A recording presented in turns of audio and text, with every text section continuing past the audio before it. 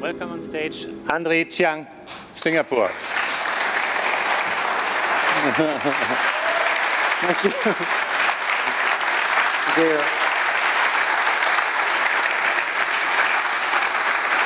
Thank you very much. Yes, thank you very much. First of all, it's my honor to be here at the Chef SACHE and to be the only Asian that represents Asia. So I'm very happy to be here and to show you something that we do and that we're very passionate about. These 2 days, we've been seeing so many different chefs, different philosophy, cooking techniques. So I thought that we bring something different for Chef SACHE, especially in this part of the world, of something that we do and something we're very proud of. First of all, I want to start by, before my presentation, to ask everyone a question, or myself a question. Is that in all the best restaurants in the world, we put so much effort in every single detail of the restaurant. Produce, techniques, cutlery, crockeries, equipment, service, wine list. But we never realized that what about non-alcohol beverages? Everywhere we go is orange juice, apple juice, carrot juice, cucumber juice, and what else we can offer? Not much. And all the restaurants, they are more or less the same. So I feel that is something missing in the dining experience. Well, why nobody or not so many people that really focus on it? First, because juice is juice. Yeah. Second is because none of the juice is good enough to be able to pair with the food that we produce, that we spend so much effort working on it, and none of the juice can be put together to become a pairing. That's why, until today, we don't have much things that we can go with the dish besides wine, because of the complexity. So that's something that we've been working on. I want to start the presentation. So before we start the presentation, you can have a look at what we do in our restaurant. So this is our restaurant in Singapore, the small house that we serve only 30 guests every night. And what we will do is we'll show you a short video to talk about 3 things: fermentation, creativity, and juice, which is something that I feel that is missing in our process of dining experience. So before that, we'll show you the video, and after that, we'll go to every details. So I hope it goes. Off the light, please.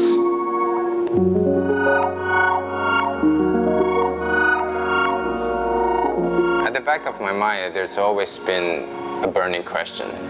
We take a lot of care in sharing stories about wines, the people behind them, so how they cultivate the wine. Any bottle of the wine that we have is there for a reason, because they match perfectly with our cuisine. Very nice aroma, a little spicy flavor. It doesn't take so much like a hot temper, southern wine. It's just a bit more mellow. But what if my guest doesn't drink wine? What else can I offer?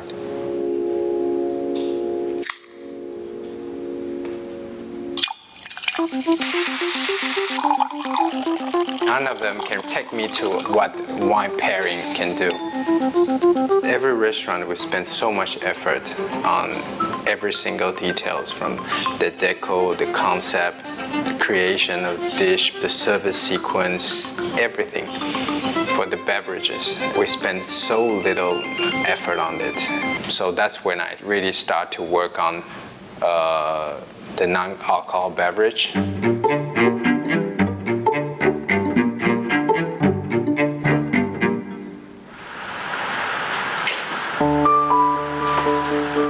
Juice is the purest way to appreciate nature in a liquid form.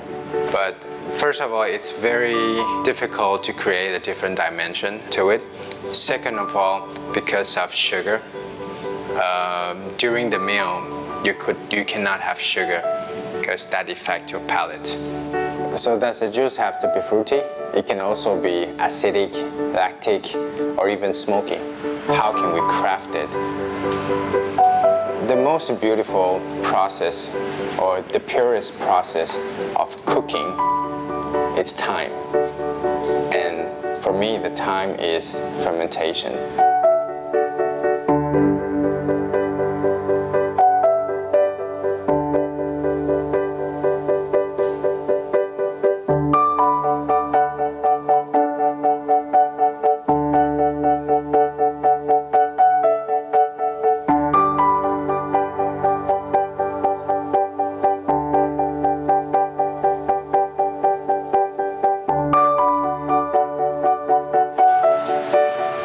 Fermentation is definitely not a new thing. In every continent, it has that history. We try to inject the new dimension to the traditional process. And then eventually that has to go hand in hand with the cuisine. When we create a dish, we select the best producer we can reach. And we always think about three things: the taste, the body, and the aroma. That's the same golden triangle that we want to apply to the juice. For example, the dish that we're trying to do, you have the crab underneath, the sea urchin, you have cucumber, elderflower. This is perfect as it is. But how to take that dish to another level? Then we start looking for gaps. So we try to deconstruct all the components. And then once we look into that, then you will see the gap in between. Maybe this certain dish is more focused on the body. And that's how we create the juices to fit these gaps. Yeah.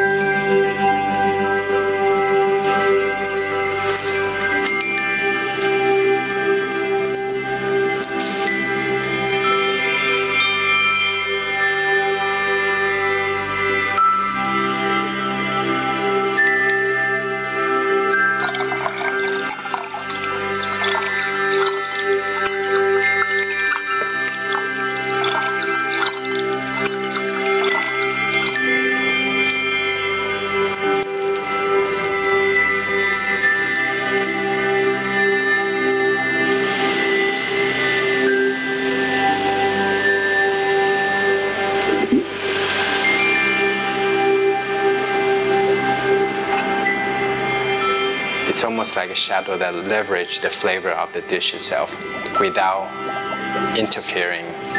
It's just a hint, or it's just a smell, or it's just something that shouldn't stay on your palate. And that's where you have a juice that you can look for it whenever you need it. The fermented juices are not limited to fruit. In fact, the whole process is like creating a dish. So we select the produce, and then we do the pairing of the combination, and then the rest we just leave it to nature.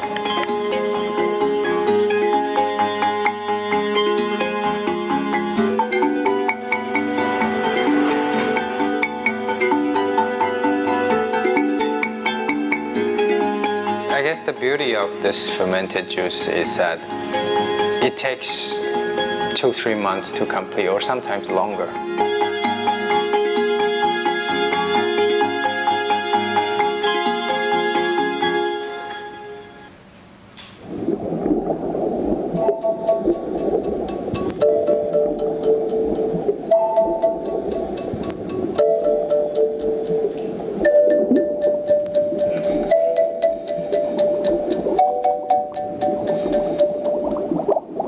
Same thing as wine, almost the same process before it turns alcohol. You start to smell the aroma, you taste how the depth change. So it becomes something really sensitive with the depth.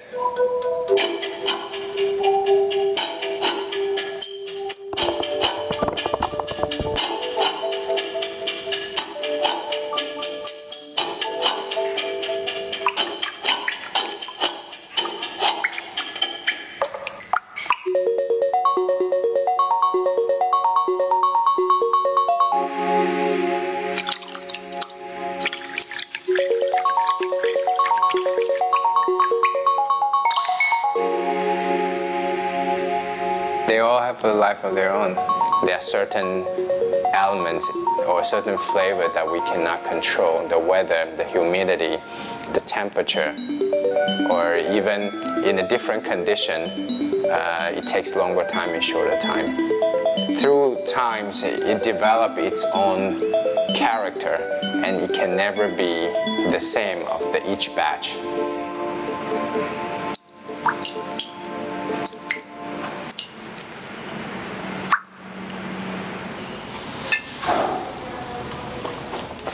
So how we alter it to the way that we want or the flavor that we want, that's the key. It actually has like 1 more week to go, but it's now almost okay. Then we do the second fermentation.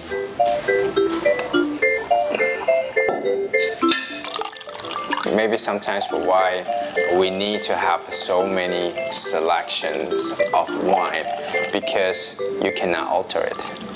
And you need to find the certain character that matches your dish. Compared to the wines, fermented juice is a totally different perspective. We can alter it the way we want it, super spicy, pure, acidic, lactic. The juice is even more precise, even more accurate, I would say.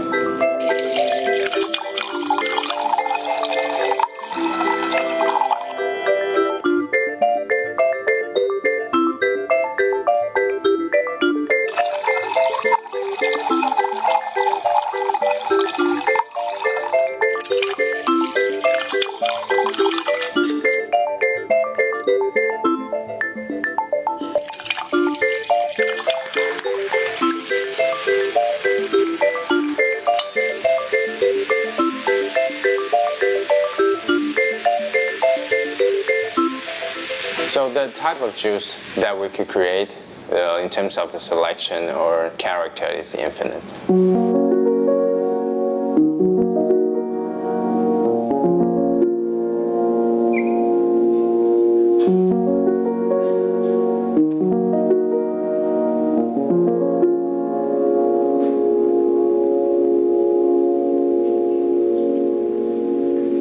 Okay.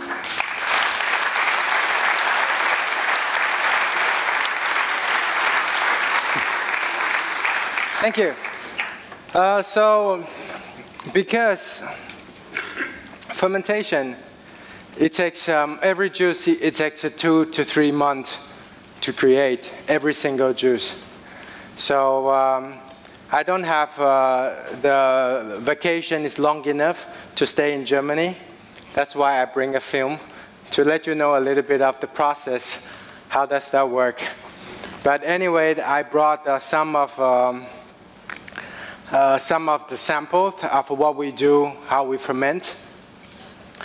Now we want to go to the detail of how that everyone works. Can I have the slide, please?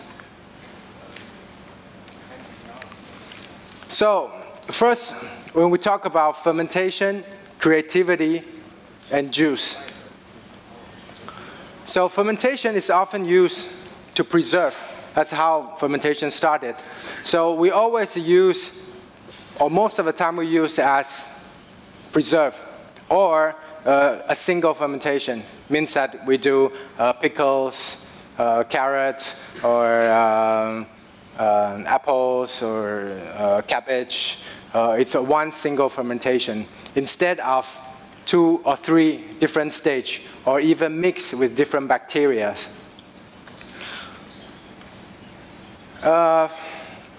Chef and restaurant carefully taking care of every little details, like I mentioned just now, even with the wines, cutleries, ingredients, but never the juice. So that is something that always been missing in the whole dining process. And I feel that why we never thought about the category or what can we offer. So that's when everything started. And never before that we combined not only the fermentation, the creativity from a chef, and also the juice, the three things together to create something extraordinary. We use fermentation as fermentation. We use chef's creativity as in the food, and also the juice as a juice. We never combine them together to see how that works. So I want to start it from fermentation. Of course, only the fermentation itself, we can talk for 2-3 hours, but just about fermentation. So I just want to quickly go through fermentation. First of all, it can be categorized by many activation that I called. So malt, corn, koji, vegetables, all these are different type of bacteria, different type of activation when you start a fermentation. Kombucha, tea, kefir, these are the bacteria that you start. Second, a different type of fermentation, it creates a vertical flavor. What does that mean? It means that, for example, you have an apple when it's fresh, and when it starts to ferment, you still have the apple flavor, but it starts to change. And that's how it's still an apple flavor, but it starts to change in a different depth. Yeah? And that's called the vertical flavor. Just a very simple example, malt, vegetable, and milk, and that turns into beer, kimchi, and yogurt. Yeah, that's the vertical flavor. And you can stop whenever you want to, and then that will change this flavor, of course. And for the factor, 4 important factors to have a fermentation. Simply said is activation, which is, we mentioned all the bacteria. You have koji, tea bacteria, vegetable, and all different activation. You must select one type of fermentation. Second, you need environment.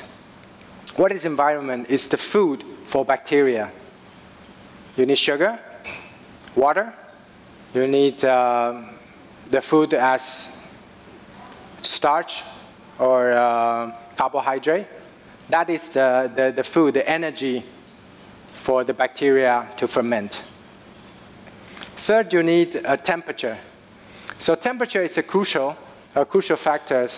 You need it roughly between 20 to 22 degrees. Why we started fermentation and we want to focus so much in our restaurant? Because maybe you know or you don't know Singapore, it's only summer in Singapore. So 365 days, the temperature is between 20 to 30 degrees. And in our restaurant, in our corridor, it's generally all year round between 20 to 23 degrees. So that is perfect condition with the humidity and with the temperature. It's perfect for fermentation all year round, especially for wild fermentation. So we leave it to it, and then it stays in a good temperature for it. The last is time. Yeah. So you need 4 factors to do a fermentation. Second, we talk about creativities. Idea of creating a dish. The idea of creating a dish is that we know how to put flavors together. So when we create a juice, we want to use the same method as we create a dish. It means that we started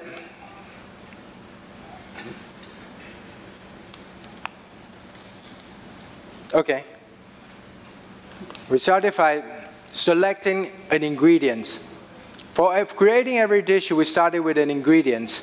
So we select an ingredient for our fermented juice. Second is the cooking method, how we want to cook it. So you select an ingredient and you select what type of bacteria you want to cook this ingredient. Then it's the combination. We don't do one fermentation, we do 2 or 3 different stages of fermentation. Yeah. So for example, we're going to do corn, vanilla, and malt, or we do barley, black rice, and buckwheat, or seaweed and kales. So what is the difference compared to regular juices? Because when you talk about a wine, you have the aroma, the body, and taste. That is very important. What you taste might not be what you smell, or it might not be what's the aftertaste. That makes it so complex. But if the juice is the juice, so what you smell is what you taste and what is aftertaste. It has no dimension. So through a vertical of flavor, through the fermentation, you can have aroma, you can have taste, and you can have a different smell. You might smell the vanilla, and then you taste a rich bitterness, and then aftertaste is like a tea. You have a very mild wild honey or cherry. That is how different when we're talking about a regular juice, infusion, and you talk about fermented juice. So for the aroma, it could be spicy, peppery, nutty, smoky. We can alter the flavors the way we want it. Body, when we talk about body, it's light, robust, delicate, round, dense. And the taste, it could be sweet, acidic, or astringency, and bitterness, of course. Yeah. So it means that the juice that you will be tasting, it doesn't need to be sweet. It could be smoky, or it could be bitter, or it could be something that totally not sweet at all. So we use, but not only 1, but 2 or 3 stages of fermentation. What does that mean? That means we cross bacteria. That's the complicated part. Normally, one bacteria only stays in its own environment. So when you put 2 different types of bacteria together, they clash. So they stop, they spoil. Yeah. So that is this is an example that how we do, you see the 2 types of bacteria that grows together in the same environment. You have the white one, which is barley. So you see the white fungus. That is the white bacteria from fermented barley. And then you have another one is from short grain rice. That is in black.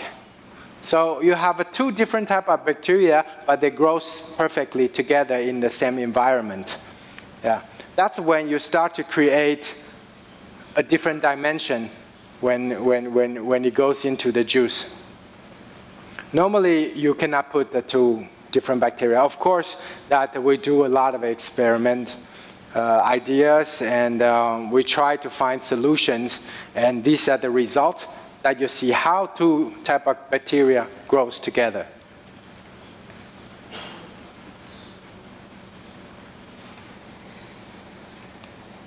Okay.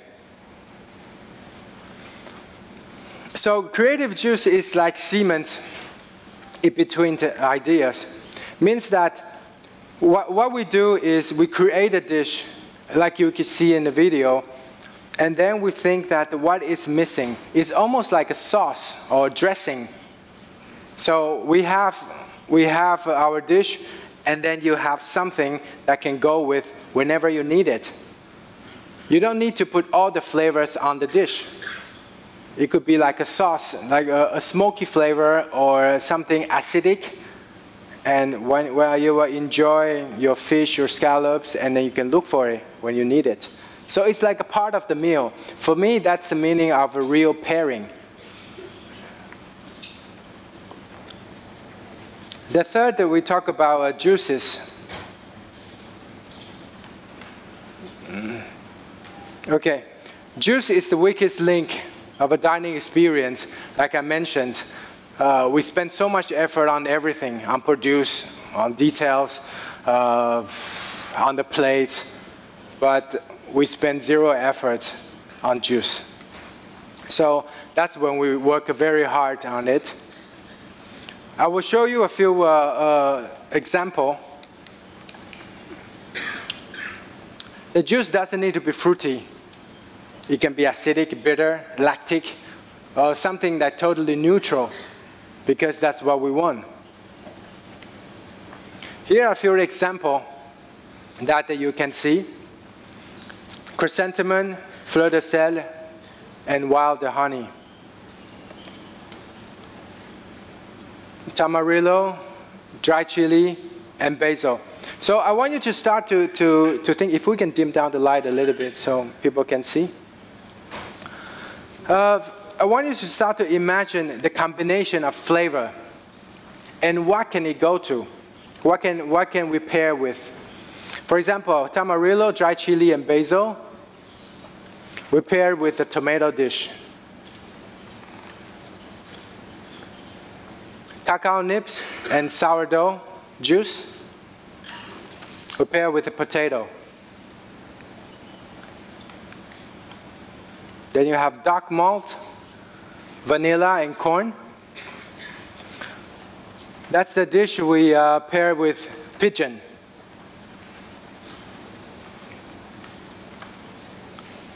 After parsley, burnt lemon, and cherry. So that's the dish that we pair with braised lamb shank.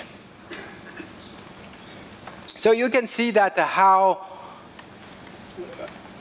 combination can be a real pairing that we can do, not only wines.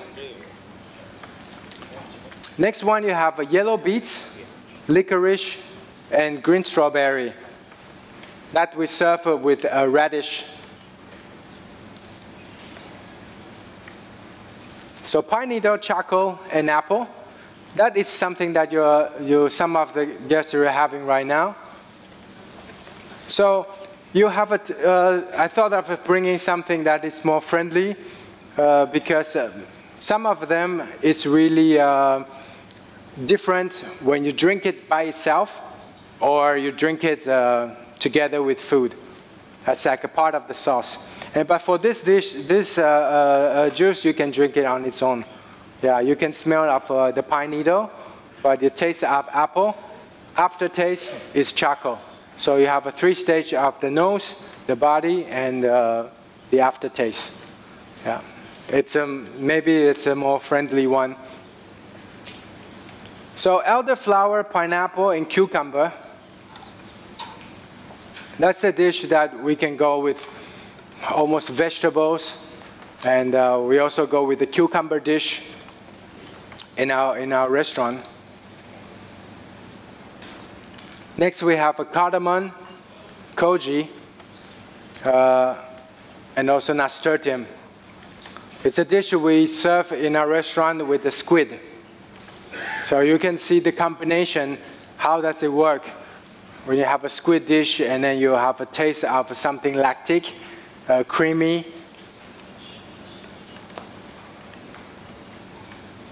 That's a juice of onion, potato, and mushroom. So this is perfect to go with a steak, for example.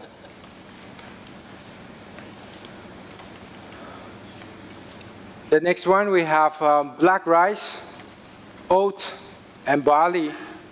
So that's the dish that we use for risotto, one of a risotto dish, and then you can have something creamy. Yeah, this is a more complicated one that we do because we use a 3-stage of fermentation. So first we fermented rice, And then after we strain it, and then we add in the fermented barley. So it's a different type of bacteria. Then we ferment it for the second time. And then we strain it. And then we add in the fermented oat and ferment it for the third time. Yeah, so each time takes about a month. That's how we come up with the juice. And the color, the pinkish color, it comes from buckwheat and oat.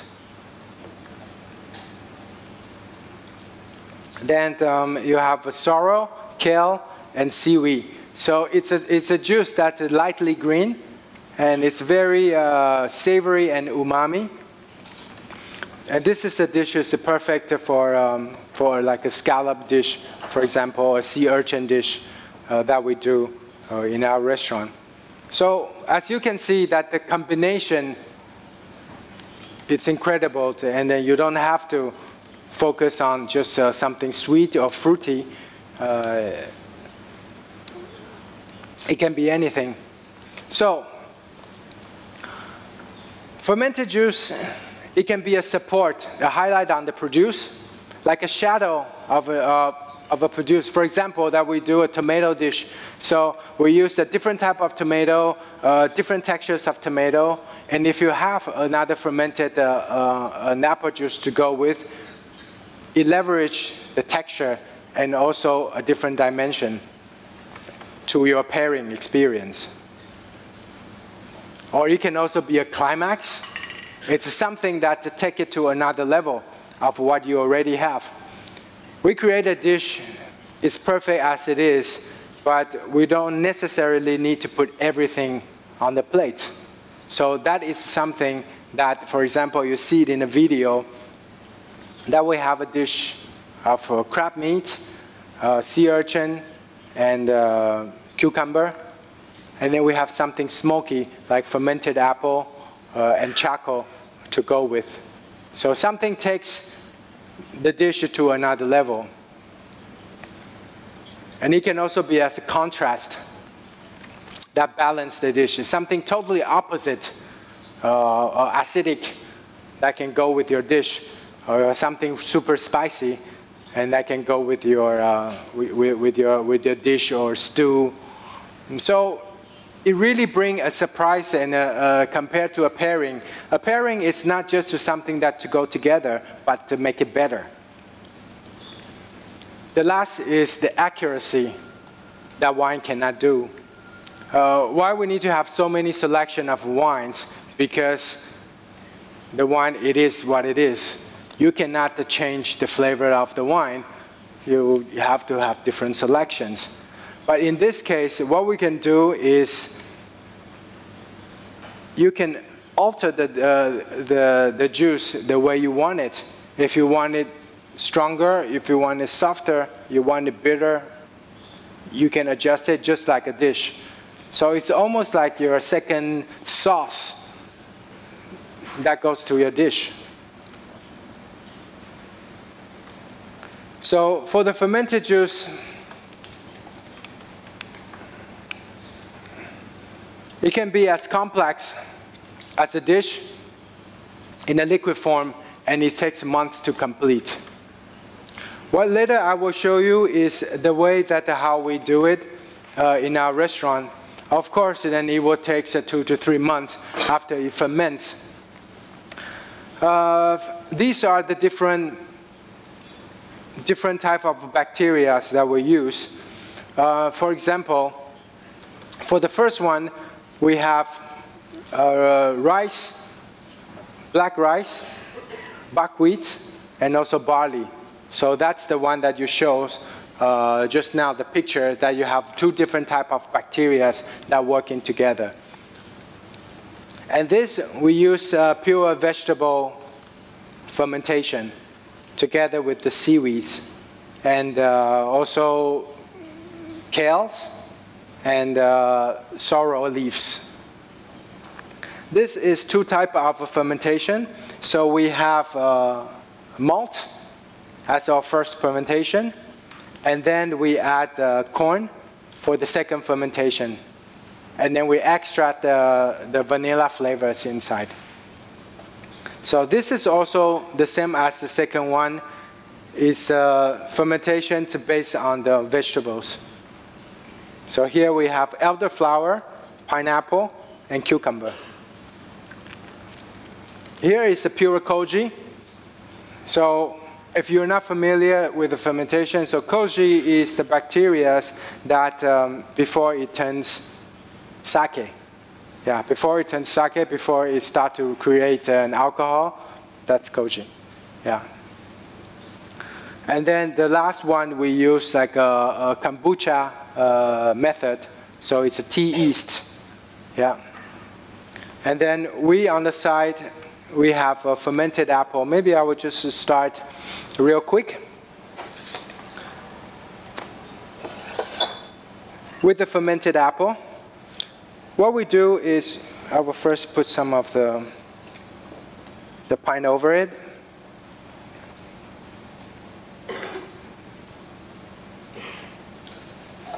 We try to let the oil of the pine come out, and you start to smell the flavor of the pine.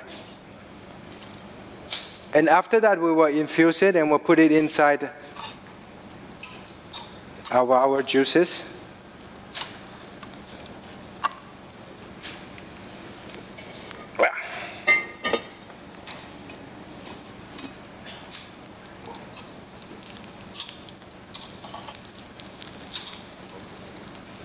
So after this, and we will ferment our apple.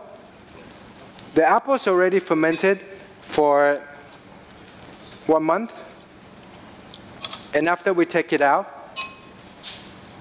then later we'll put it inside the jar. Later on, I will leave a little bit of time if you have any questions about fermentation. Sometimes a little bit complicated to explain. But I just thought that, first of all, being in France for the past 15, 16 years, and when I come back to Asia, I always feel that fermentation is something that's very Asian. You know, we have 1,000 years of knowledge of fermentation. But after we know how to make soy sauce, and it stops. So the evolution stops. We use that to preserve, but it's never go anywhere after that. So that's when I start to learn more about fermentation and to see how to take this Asian knowledge combined with the French cuisine and take it to another level. So what we do is we fermented the apple, and then we fermented the juice separately, and then after we put in apple, a pine, and later on we will put in the charcoal. And then we let it ferment one more time. It will take another 3 weeks. So it smells perfect. So first I want to remove this. Yeah, oops. I hope it doesn't sprinkle over there.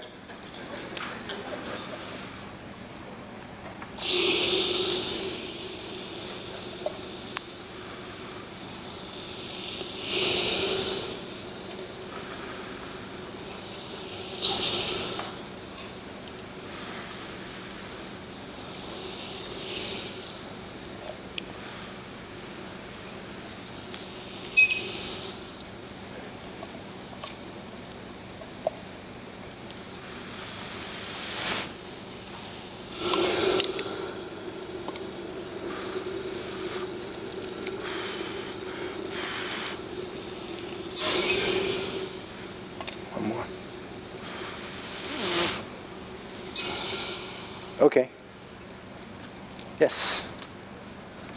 So, you can take it back. You can take it. So after that, we let it ferment, and then you will create the aftertaste that you have in your juice. So, you see that there were a couple of numbers in our presentations. For us, we have created the past 4 years 12 to 16 different type of juices, and then we still keep trying new juices. And then it's labeled by intensity. So you have the strongest as number 1, and then you have the lightest as the number 16. So that's how we keep all the juices here. So at the end, I want to mention that the juice can totally be a complete dish by itself, because it has aroma, you have taste, and then you have its flavor. And as we said, it's almost like wine, but it has more accuracy, that you can control the flavor, you can control the nose, and you don't rely on the wines that by itself.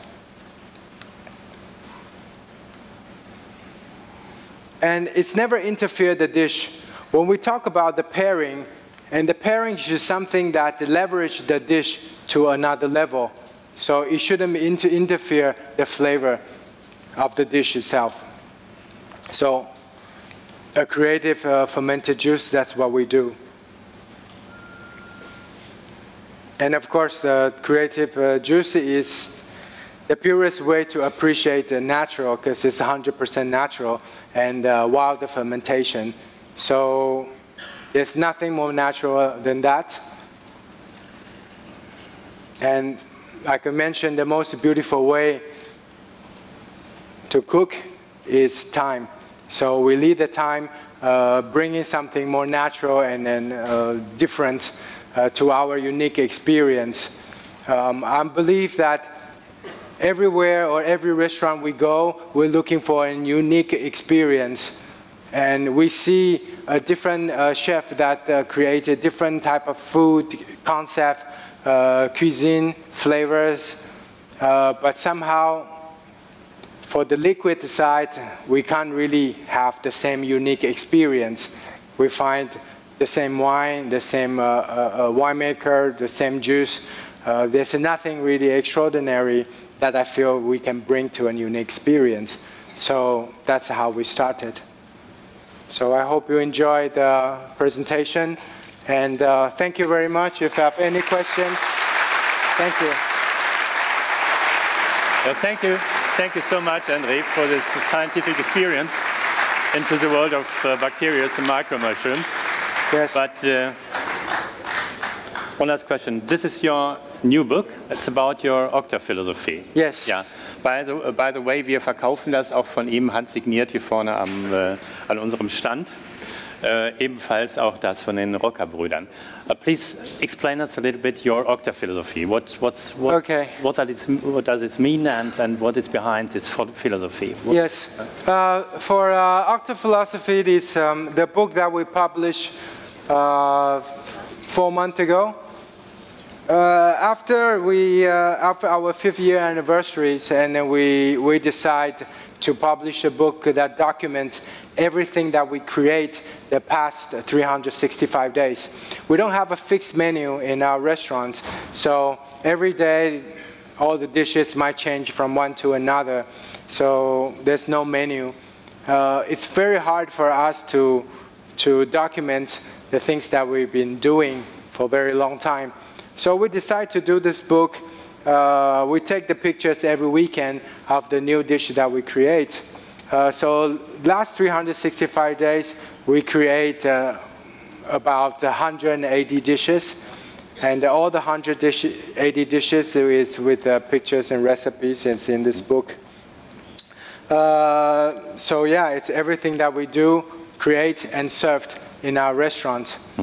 And about the Okta-Philosophie, that is the only thing that we relied on in Restaurant Andre.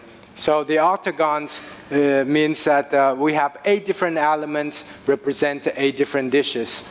So for example, you have pure, artisan, textures. So that's the menu. That's the only thing we have in our restaurant. So 8 different elements represent 8 different dishes. For example, you have pure.